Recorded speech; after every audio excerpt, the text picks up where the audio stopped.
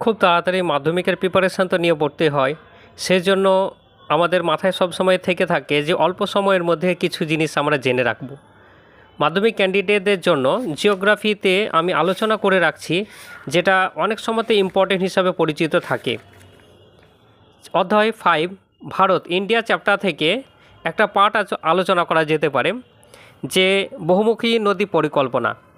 এই বহুমুখী নদী পরিকল্পনা কাকে বলা হয়ে থাকে আর উদ্দেশ্যগুলো ভালো করে প্রস্তুতি নিয়ে রাখতে হবে।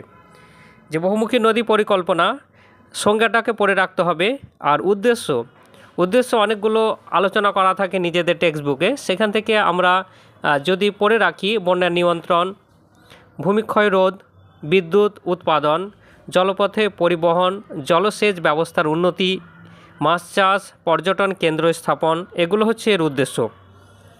এই বহুমুখী পরিকল্পনা ছাড়াও আরও কিছু প্রশ্ন, আর একটা কোশ্চেন আমি আলোচনা করে রাখছি, কিছু বাঁধ আর কোন নদীর তীরে অবস্থিত সেটা অবশ্যই জেনে রাখা দরকার থাকে।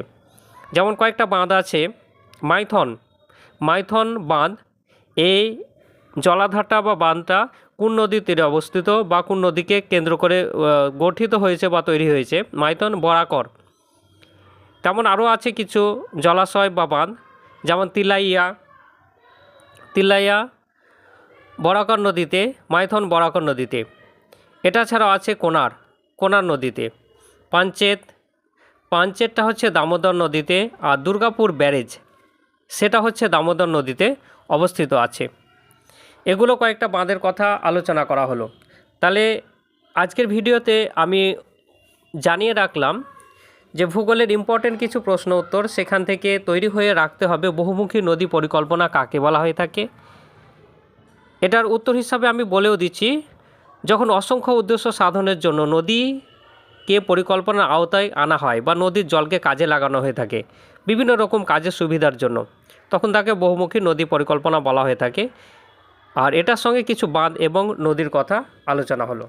প্রত্যেকটা প্রশ্ন উত্তর নিজের প্ল্যান মাফিক, পরিকল্পনা মাফিক তৈরি হতে হয়, এটা আমরা জানি। কিন্তু কিছু প্রশ্ন উত্তর হয়তো অনেক সময় বাদ পড়ে যায়, সেগুলো মনে করার দায়িত্ব আমাদের থাকে, আলোচনা করার দায়িত্ব আমাদের থাকে, জানানোর দায়িত্ব আমাদের থাকে।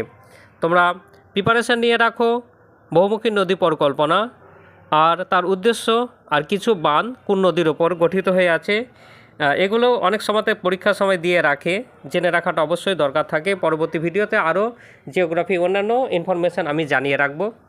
ভিডিওটি ভালো লাগলে অবশ্যই লাইক করবে, আর নতুন মতো হয়ে থাকলে চ্যানেলটিকে সাবস্ক্রাইব করে দেবে। আসছি পরে ভিডিওতে।